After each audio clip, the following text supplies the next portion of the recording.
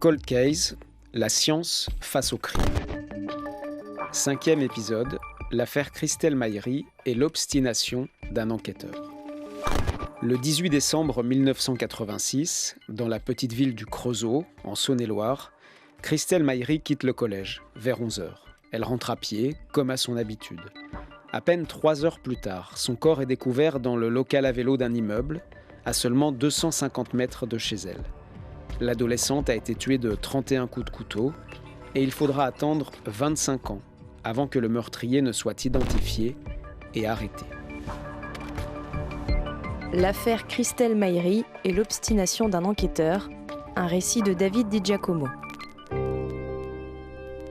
Le quartier de la Charmille au Creusot, toujours sous le choc après la découverte hier du corps d'une jeune fille de 16 ans sauvagement poignardée dans une cave d'immeuble, et le meurtre a eu lieu en pleine journée. Le service régional de police judiciaire de Dijon a été officiellement chargé de l'enquête. L'hypothèse d'une tentative de viol a évidemment été évoquée, mais elle n'est pas la seule. Les policiers ont éprouvé aujourd'hui beaucoup de difficultés à recueillir des témoignages. Personne, semble-t-il, n'a rien remarqué à l'heure supposée du meurtre, entre 11h30 et 12h30. Il pleuvait à ce moment-là. Christelle venait de traverser un petit square. Ses proches affirment qu'elle n'aurait jamais suivi un inconnu et qu'elle avait assez de caractère pour ne pas s'en laisser compter, même par quelqu'un qu'elle connaissait. Au début de l'année 2009, la police judiciaire de Dijon demande à un nouvel enquêteur de reprendre à zéro le dossier Christelle Maïri. Une très vieille affaire des années 80 qui a peu de chances d'aboutir. Mais cet enquêteur, qui vient du 36 quai des Orfèvres, est du genre obstiné. C'est le brigadier-chef Raphaël Nedilko. Alors, le pire ennemi d'un dossier criminel, c'est le temps. Surtout si, pendant ce laps de temps, rien n'est fait. Je relis le dossier à proprement parler à partir de février 2009. C'est un dossier vraiment, moi je l'appelle les dossiers à papa. Hein. Donc c'est une époque où la téléphonie mobile n'existe pas, l'ADN, n'en parlons pas, ça n'existe pas. Et puis tout a été tapé à la machine à écrire, conservé aux archives de l'hôtel de police de Dijon. C'est le cold case sur lequel personne ne prendra le moindre pari. On est vraiment un jeudi midi, 18 décembre 1986. Il n'y a absolument aucun mobile, aucune raison ne peut permettre d'imaginer pourquoi une jeune fille comme elle fait l'objet d'une agression mortelle aussi violente. Dans son rapport, le légiste souligne qu'il n'y a eu aucune atteinte sexuelle. Un couteau à cran d'arrêt sera retrouvé 2 mois plus tard, sous un buisson, pas loin de la scène de crime. Une arme mal aiguisée et compatible avec les lésions constatées sur l'adolescente. À la même période, les enquêteurs reçoivent 2 cartes postales d'un mystérieux corbeau qui revendique le meurtre de Christelle Maïri. Les investigations se poursuivent, des suspects sont interrogés, mais aucune piste sérieuse n'émerge. Et seulement 3 ans après les faits, en 1990, le juge d'instruction décide de rendre une ordonnance de non-lieu. Ce meurtre inexpliqué devient alors l'un des dossiers emblématiques des disparus de l'A6, ces 12 jeunes femmes tuées en Bourgogne, le long de l'autoroute, entre 1984 et 2005. Oui, on est à une époque où finalement seule la statistique compte. Donc une affaire qui fait l'objet d'un non-lieu, c'est une affaire résolue d'une certaine manière, puisque on la verse dans le panier. C'est plus dans le stock. L'avocat parisien Didier Seban, spécialiste des cold cases, va défendre la famille de Christelle. Et donc, c'est comme ça que se comporte à l'époque la justice. Pourtant, pour les affaires les plus graves, les plus punies par le code pénal, un meurtre, un assassinat, c'est évidemment des peines très lourdes qui sont encourues par les auteurs, au risque que l'auteur laissé libre, évidemment, recommence. Et donc, la justice crée des cold cases comme ça. On sait bien que quand il y a un non-lieu, plus personne ne s'intéresse à l'affaire. Il ne reste que la famille pour se battre. Didier Seban commence à faire des demandes d'actes pour la reprise de l'enquête au début des années 2000. On apprend que les scellés ont tout simplement disparu, qu'ils ont été détruits. Donc on n'a absolument plus rien que 2 cartons de papier jauni dans une archive, donc au fond des oubliettes, pour parler des choses simplement. Les destructions de scellés, c'est terrible pour nous, puisque chaque fois qu'on rentre dans un dossier, dans un crime oublié, on saisit immédiatement le procureur de la République en disant « S'il vous plaît, soyez gentils, ne détruisez pas les scellés, conservez-les ». On détruit tous les jours dans les tribunaux des preuves de crime, des éléments qui permettraient de résoudre les affaires. On est bien loin des experts qu'on voit à la télévision. Et donc l'institution judiciaire ne s'est pas mise à la page. Dans cette affaire, ce qui est présenté et ce qui va être retenu par la cour d'assises comme l'arme du crime, c'est terrible, a été détruite. Les vêtements de Christelle, qui certes à l'époque ne pouvaient pas complètement parler parce que la preuve ADN n'était pas encore en place, mais dont on pouvait se dire peut-être que plus tard, les éléments scientifiques, les recherches sur ses habits pourraient donner une réponse. Tout a été détruit. Je mettrai un certain temps pour le découvrir, mais aucune explication officielle, hein, bien évidemment. La seule certitude qu'il y a, c'est qu'il n'y a pas d'ordonnance de destruction. Donc, bien évidemment, c'est quelque chose qui s'est fait au détour d'un couloir. L'explication que j'ai pu avoir, c'est une fuite d'eau, hein, donc une infiltration d'eau dans l'ancien local à scellés du palais de justice.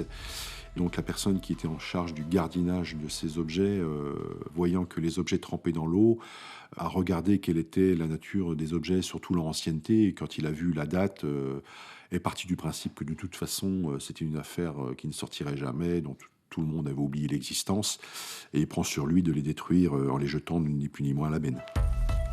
Pourquoi ils n'ont pas gardé ? Marie Pichon, la mère de Christelle Maïri, sur France 3 en 2015. C'est un assassinat, c'est pas un vol. Un assassinat, pourquoi ils ont détruit les scellés ? Ça... Donc quand vous reprenez cette affaire, vous avez vos cartons de vieux procès-verbaux, et là vous essayez d'appliquer la méthode de l'œil neuf sur cette affaire, de tout relire. Oui, alors déjà c'est un préalable indispensable, hein, mais évidemment un dossier on doit le relire et pas qu'une fois. Donc je pose une semaine de congé pour lire le dossier au repos chez mes parents, au calme. Hein, donc comme ça je ne suis pas dérangé par quoi que ce soit, et je me plonge dedans et je trouve très rapidement énormément de paramètres, énormément de phénomènes d'histoire, de traits de personnages qui me font m'attacher en profondeur au dossier et à la famille de Christelle. Vous vous attachez aussi parce que vous étiez... il y a des liens géographiques aussi avec l'affaire, le même âge, il y a différentes petites choses. Et effectivement, donc elle est collégienne en classe de 3e en Saône-et-Loire, et moi-même, cette année-là, je suis collégien en classe de 3e, donc pas dans la même ville. Hein. J'habite une petite ville de Saône-et-Loire qui s'appelle Seyne-Celle-Grand. Donc il aurait fallu bien peu de choses pour qu'on soit copains de classe. En plus, on est un peu originaire du même milieu. Hein. On a des parents à la condition humble. La maman de Christelle distribuait des prospectus dans les boîtes aux lettres pour pouvoir arrondir les fins de mois. D'ailleurs, Christelle lui prêtait la main. Ma maman avait fait la même chose quand j'étais petit. Lorsqu'on avait à fêter des événements familiaux, on allait manger à la cafétéria Mammouth. On appelait ça Mammouth à l'époque. Donc encore une fois, une famille qui roulait pas sur l'or, la même origine, les mêmes aspirations, les mêmes traits familiaux. Donc oui, tout me fait prendre part dans ce dossier et je suis en immersion totale dès le départ. Raphaël Nedilko réexamine chaque piste, et l'une d'entre elles retient plus particulièrement son attention, l'hypothèse Jean-Pierre Murat. Elle a été avancée par le détective privé Éric Bellawel, engagé par les proches de Christelle Maïri.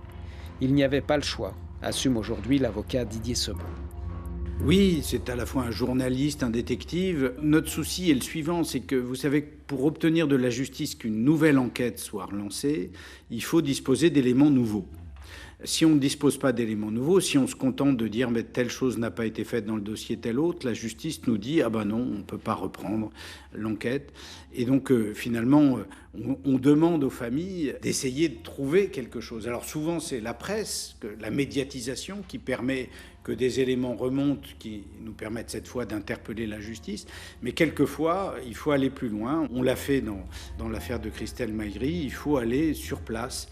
Et donc, on demande à Éric Bellawel d'aller rencontrer les proches, les amis, les relations que pouvait avoir Christelle Maïri à l'époque pour savoir s'il y a un renseignement qui a échappé aux enquêteurs. Et il y en a un. Et il y en a un majeur. Le petit ami de Christelle Maïri à l'époque lui dit, et nous tombons un peu de l'armoire en apprenant ça, qu'après les faits, un homme s'est présenté à lui en disant « Je vais te dédommager parce que j'ai tué ta copine ». Ça paraît une démarche aberrante, mais en tout état de cause, il a gardé ça pour lui. Et puis, il s'est dit « C'est peut-être un fou ». Donc, Éric Bellawel recueille son témoignage, nous l'adresse. Et évidemment, ça va fonder une nouvelle demande à la justice. Là, on va dire, il faut y aller. Vérifions. Il était dans le quartier à l'époque. Pendant des années, on ne va pas travailler cette piste. C'est terrible d'ailleurs de se dire, parce que il va chaque année à la date anniversaire de la mort de Christelle au commissariat du coin, dire « Ah ben j'ai un renseignement » ou « J'ai des choses à vous dire sur... » Donc voilà quelqu'un qui est totalement obsédé par cette mort, par ce meurtre. Et donc le personnage aurait dû tout de suite intéresser. Mais je crois qu'il faut vraiment des enquêteurs qui soient convaincus, qui aient envie de se battre pour résoudre des cold cases. Il faut que ça soit pour eux un enjeu presque personnel pour qu'on résolve l'affaire. En tout cas, un enjeu très fort. Malheureusement, avant Raphaël Nedilko, on n'y croit pas vraiment. Donc je vois que Jean-Pierre Murat est interrogé, ça doit être courant 2007, en septembre 2007, de mémoire. Il est placé quelques heures en garde à vue et il est écarté. Mais pour l'essentiel de ce qu'il dit dans sa garde à vue, c'est que Christelle Maïri, il ne la connaissait pas, il ne sait pas quoi elle ressemble. Il n'est pas le meurtrier, et quant à ce qu'il faisait le jour des faits, il ne s'en souvient pas, mais il était très certainement en train de traîner dans les rues au Creusot. Ensuite, vous, qu'est-ce qui fait que vous allez vous intéresser à nouveau particulièrement à lui ? Alors, en fin de compte, avant d'en arriver à Jean-Pierre Murat, bien évidemment, je fais une reprise exhaustive et très poussée du dossier. J'ai ce fameux passage nécessaire obligé qui est de rencontrer la famille de Christelle, donc sa maman, Marie Pichon, et puis sa sœur, Pascale Maïri. Donc c'est un moment qui n'est pas facile, puisque je sais que j'arrive avec un dossard de perdant, puisque je vis au nom d'une institution dont la famille ne veut plus entendre parler. Elle souhaite le dessaisissement de la police judiciaire au profit de la gendarmerie. Et je suis obligé d'avoir contact avec eux, ne fût-ce que par respect, et puis leur dire que on ne les oublie pas. Et puis j'ai aussi des questions à leur poser. Il y a peut-être des choses qui sont passées entre les mailles du filet. Donc pour moi, je dois redorer le blason de mon institution. J'aime mon institution et je veux que la famille le sache. Quant à la façon dont Jean-Pierre Murat revient dans l'œil du cyclone, en fin de compte, ça se passe en 2010 par un coup de fil du commissariat du Creusot qui me fait part d'un appel anonyme au cours de la nuit précédente où un individu masculin, dont il note le numéro de téléphone portable, prétend connaître le meurtrier de la petite Christelle. Et le lendemain ou le surlendemain, je reçois l'appel du juge d'instruction en charge du dossier, M. Emmanuel Vion, qui me dit « Écoutez Raphaël, j'ai reçu une lettre anonyme qui évoque le meurtre de la petite Christelle à la Charmille. Écoutez, je vous fais un soit transmis, je vous envoie ça, et puis enquêtez là-dessus. » Donc je reçois cette lettre de la part du juge, et c'est une écriture manuscrite qui est très très particulière, une forme vraiment très particulière. Et pour avoir étudié maintes et maintes fois le dossier, je percute sur cette écriture-là et je recherche dans mon carton de façon un petit peu fébrile. Et je me rends compte que cette écriture, et pourtant je ne suis pas expert en écriture, donc il ne met pas dans mes attributions de faire un rapprochement formel, mais elle est de toute évidence la même écriture qu'un individu qui a été placé en garde à vue dans ce dossier-là, qui n'est autre que Jean-Pierre Murat. Donc 24 ans après les faits, on a quelqu'un qui ressasse le meurtre de Christelle Maïri, et ce quelqu'un n'est pas n'importe qui, c'est quelqu'un qui a été placé en garde à vue pour ça et qui s'est rendu responsable du meurtre devant témoins. Il faut donc très vite l'entendre. Il faut très vite l'entendre, et bien évidemment, je vois que lorsqu'il a été entendu au cours de sa garde à vue en 2007, il y a une personne dans sa famille qui est un interlocuteur direct, son frère aîné qui se prénomme Joseph. Et donc, c'est ce que je fais assez rapidement. Donc, il m'explique son frère, qu'il a une schizophrénie qui est diagnostiquée à partir du début des années 90. C'est quelqu'un qui est fan de couteaux. Et donc, il me dit qu'effectivement, l'affaire Maïri, il en parle, il le ressasse, généralement en fin d'année, en date anniversaire, qui tient au sujet de cette mort un petit carnet dans lequel il note tout ce qui peut avoir un lien, ce qu'il apprend par voie de presse, ou ce qu'il peut inventer, ou ce qu'il peut délirer au sujet de la mort de Christelle. Et puis j'en arrive à un moment où je lui dis, mais mais il est où votre frère aujourd'hui? Il me dit, écoutez, il est dans un hôpital psychiatrique. Et je lui demande la raison, c'est bien simple. Au mois de mars dernier, il est allé dans une station-service sur la route express et il entendait des voix qui l'insultaient. Et donc, il était persuadé que ces voix qu'il entendait dans sa tête étaient émises depuis une station-service dans laquelle il se rend. Et il va voir la caissière, il sort son couteau et il lui dit « il va falloir arrêter de m'insulter ». Donc, la caissière est terrorisée. Et bien évidemment, les autorités judiciaires, sur la production d'une expertise psychiatrique effectuée en urgence, le font hospitaliser d'office dans un établissement de Saône-et-Loire. Donc bien évidemment, je me rends compte qu'il y a cette notion de station-service. Station-service où travaillaient les parents de Christelle, donc pas celle-là, mais encore une fois, Christelle, ses parents travaillaient, étaient gérants d'une station-service. Elle allait se faire 2-3 sous en allant laver les pare-brises dans une station-service. En étudiant les procédures, je vois que c'est pas la première fois que Jean-Pierre Murat va agresser quelqu'un dans une station-service. Il y est déjà allé au cours des années 98, au cours des années 2000. Là, au cours des années, là on est en 2010, il y a encore ces stations-service. Donc on se retrouve avec de plus en plus de paramètres qui viennent prendre accroche sur l'affaire Maïri. Tout nous ramène à Jean-Pierre Murat. Mais il n'y a pas d'élément matériel. Aucun élément matériel.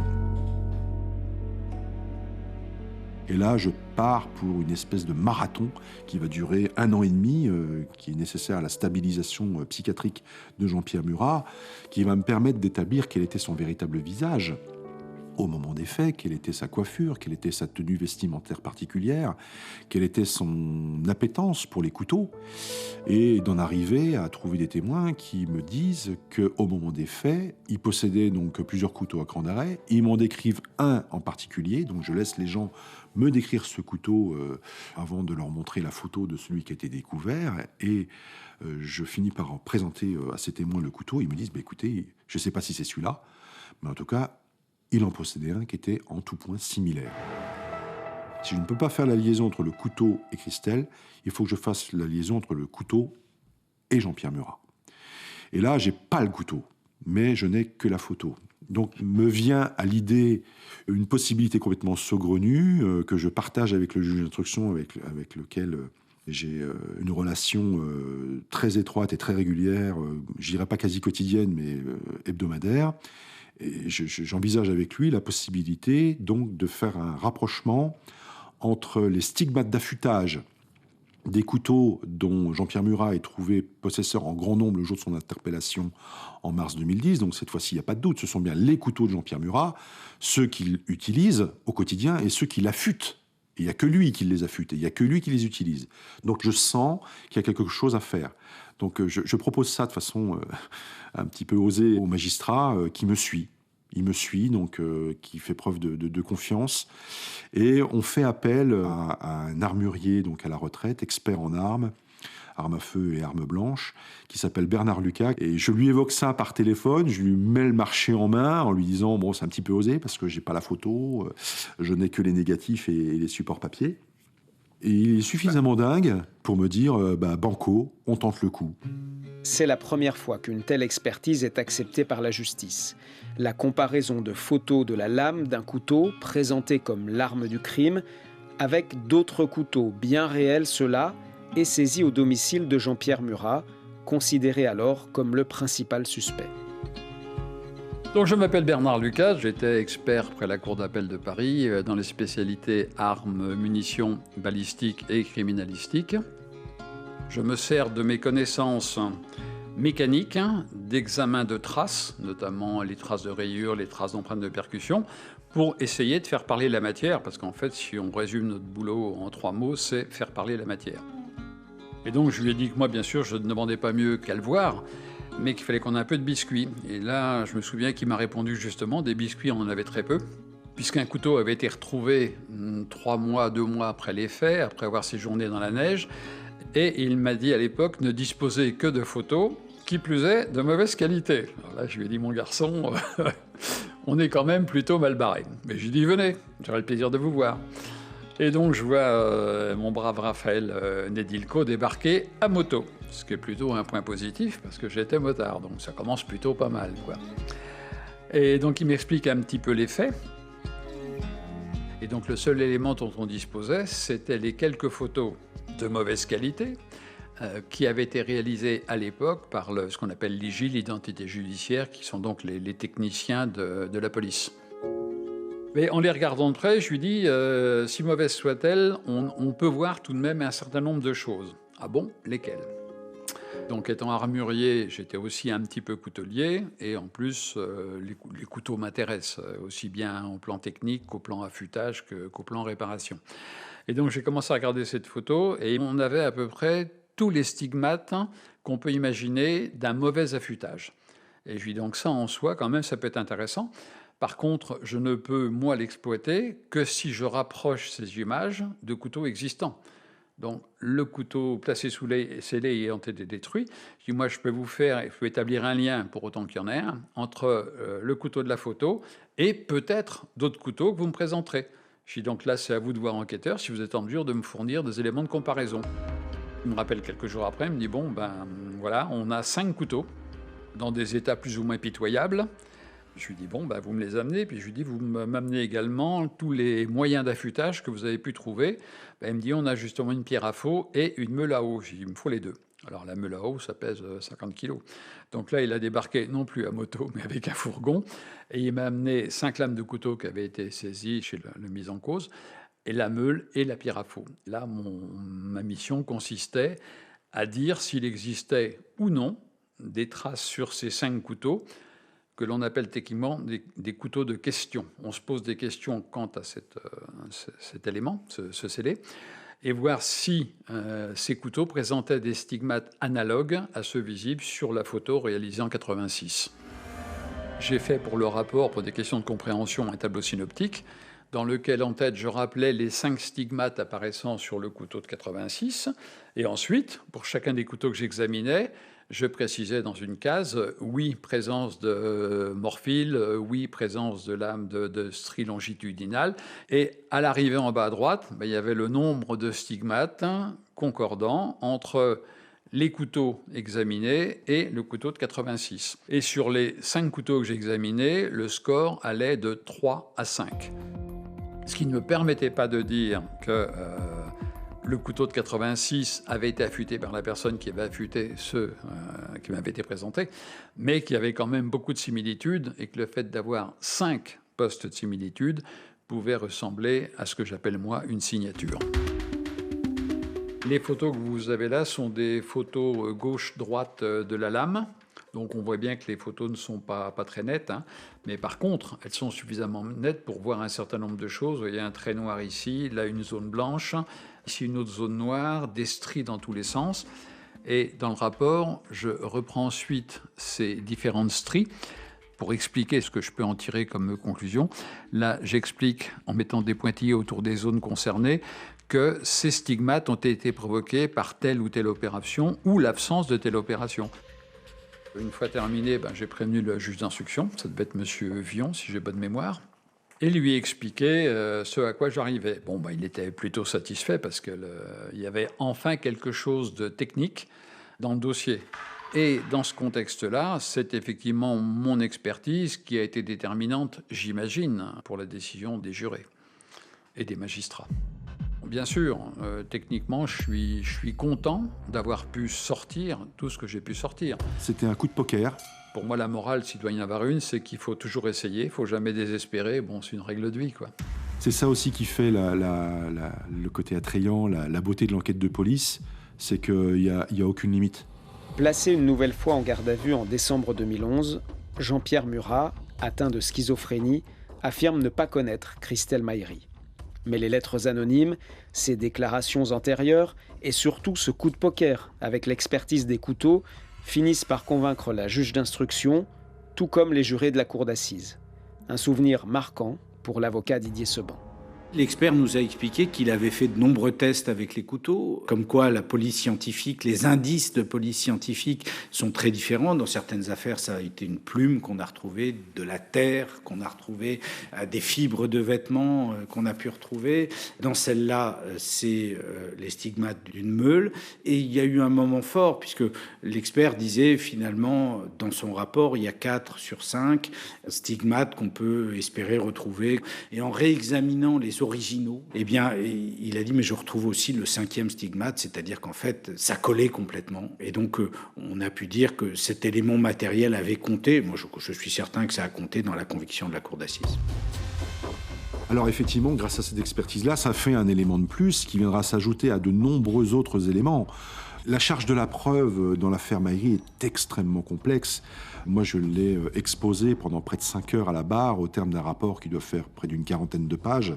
Et comme le dira à très juste titre un magistrat pour qui j'ai beaucoup d'admiration et de respect, qui s'appelle Christophe Rode, qui a représenté l'avocat général lors du procès Mayri, procès Jean-Pierre Murat, tout nous amène à Jean-Pierre Murat, rien ne nous en éloigne. Hein, donc c'est une sorte de puzzle au terme duquel apparaît le visage de Jean-Pierre Murat. Jean-Pierre Murat écope de 20 ans de réclusion devant les assises, mais il fait appel. Son deuxième procès se tient alors à Dijon, en 2016. Il a 48 ans et les jurés le condamnent à la même peine qu'en première instance, lui qui se dit innocent. Un verdict rendu 30 ans après les faits, la fin d'un très long combat judiciaire pour Didier Seban et les proches de l'adolescente. Oui, pour nous, évidemment, d'une part, ça permet à la famille d'avoir une réponse et de connaître l'auteur de ce malheur, de pouvoir se dire, au fond, ça n'est pas le voisin, ça n'est pas la personne que je fréquente tous les jours, ça n'est pas le cousin, ça n'est pas telle personne qu'on a pu suspecter à un moment. Je sais qui c'est, je sais ce qui est arrivé, et celui-ci est sanctionné pour ces faits abominables. Je crois que c'est vraiment le combat que je mène, c'est cette idée, on ne peut pas lâcher sur ces affaires et on peut les résoudre. Ma conviction, c'est même qu'on peut résoudre toutes les affaires à condition d'y mettre les moyens et le temps nécessaires. Le brigadier-chef Raphaël Nedilko, lui aussi, a mis toute sa détermination, toute son énergie pour aller jusqu'au bout de cette enquête et permettre à la famille de Christelle d'enfin connaître la vérité. Ce dossier Mayri et ces 2 cartons de papier de procès-verbaux jaunis, jamais il n'aurait pensé le résoudre. Un dossier qui reste, à ce jour, l'affaire de sa vie. C'est sûr que quand le verdict est confirmé en appel, c'est un soulagement. Moi, je sais que les nerfs sont tombés. J'ai sangloté dans le fond de la salle. Je sors du tunnel, le tunnel est à la lumière, j'ai Christelle au bout, une grosse libération. Voilà. Et à ce moment où Marie dira devant les caméras, Raphaël, c'est comme mon fils. Merci beaucoup. Je suis pour rien, j'ai fait mon travail. Ah, Raphaël, vous allez nous oublier maintenant? Non, jamais, parce que des liens se sont créés, et c'est ça la difficulté du métier de police, c'est que vous y laissez des plumes, que vous le vouliez, que vous ne le vouliez pas. Lorsque vous êtes vraiment investi par votre vocation, que vous soyez avocat, que vous soyez magistrat ou policier, lorsque vous vous consacrez à la détresse humaine, vous y laissez des plumes. Donc, ça a été très dur pour moi de réfréner l'attachement profond que j'avais pour ces familles-là. J'ai attendu que les affaires aient atteint l'autorité de la chose jugée pour en arriver à un peu plus de proximité, à savoir s'appeler par nos prénoms, se faire la bise. Et puis j'ai le plaisir encore aujourd'hui de revoir ces gens, mais juste pour le plaisir de les revoir. Au détour d'un tour de moto, une petite part de tarte aux pommes, un petit café, juste pour le plaisir de voir qu'ils vont bien et que j'ai été quelque chose d'utile dans leur vie.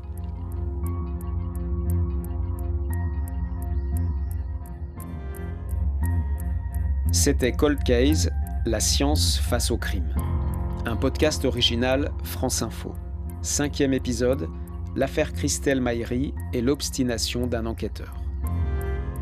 Un récit de David Di Giacomo. Réalisation Vanessa Nadjar. Coordination Pauline Pénanec. Prise de son Alix Barrois, Thomas Robin et Benjamin Thuot. Archives Denis Forget.